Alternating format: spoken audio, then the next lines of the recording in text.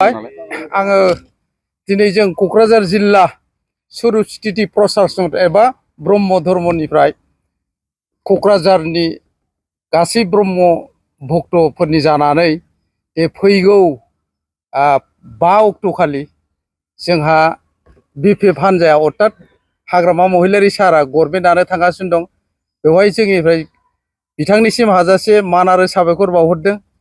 दे फैगौ बिथांनि सरकार सालायनायाव जाहाथे खुनु जेबो बादा बिघ्नि थायाजासेनो गाहामै सालायलांनो हायो, अभाब अभियोग रायजोनि सुफुंलांनो हाथों, बेखौ पुर्ण परब्रह्म ज्योतिस्वरूप आफा इसोरनि खाथियाव जोङो जयैनो आरज गाबनानै बिथांनिसिम आरो खेबसेबाव साबायखर बावहरनाय थाबाय आरो गोजोन्थों। आसा खालामदों माने संबिधानाव जि दं, जायहा जे अभाब, जेन' बेमारिनो मुलि नांगौ, सिगैजायैनो कम्बलसि नांगोन, जायफ्रा दुब्लियाव आबाद मावो बिथांमोननो मा नांगौ, जाम्फैनि दै नांगौ, लामा गैयैफोरनो लामा नांगोन, दालां नांगोन, एभ्रिथिं मानसिफोरनि गांनाय उखैनायखौ बिथांमोना जाहाथे सुफुंलांनो हायो आरो। गोनांथियाथ' बयनिबो गोनांथिया एखे नङा, जों मिथिगौ गोनांथिया भाग थायो। गरिबनि गोनांथि, बेमारिनि गोनांथि, दुरबल मानसिनि गोनांथि, सोलोंथाइनि गोनांथि, साख्रिनि गोनांथि, जाहाथे बेफोरखौ बिथांमोनहा माने मावफुंलांनो हायो, जों बे आसा खालामो आरो। फारसेनिफ्राय मा बुंनो सानो? जोंथ' माने संबिधानाव जे दं बिनि फारसे नोजोर होदों बांसिन।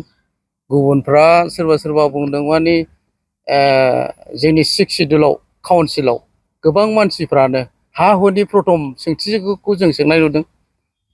जों मिथिनो एबा मिथियो जोङो माने पलिटिक्सआव राजनितिकआव माने गोबां प्रपगेन्डा थायो, नाथाय सोरनिबा लिडारनि बुंनाय खोथाफ्राथ' नंजोबा। माने संबिधानावसो दं आयेना। सोरबा सासे एडभकेटआ बुंबा बिथांना जानाय नङा, सोरबा गोरों मानसिया बुंबा जानाय नङा। बिजाबाव दं, संबिधानाव कनस्टिटिउसनाव जे दं बेजोंसो जागोन आरोखि। माने संबिधाननि अनगा खामानि मावनाया गोरोन्थि आरो मावनो हाखाया जों फोथायो।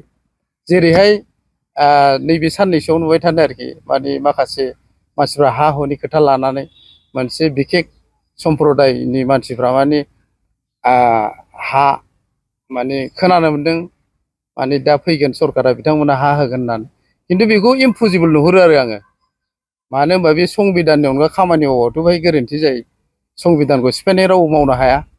मानसिफ्रा इलेक्सन देरहानो थाखाय जे बुंबोदों बेफोरखौ माखासेया प्रपगेन्डा खालामदों आरो माखासेया नंखाय बाथ्रा बुंनानै गावखौ देरहानो थाखाय बे बुंनायल' आरो।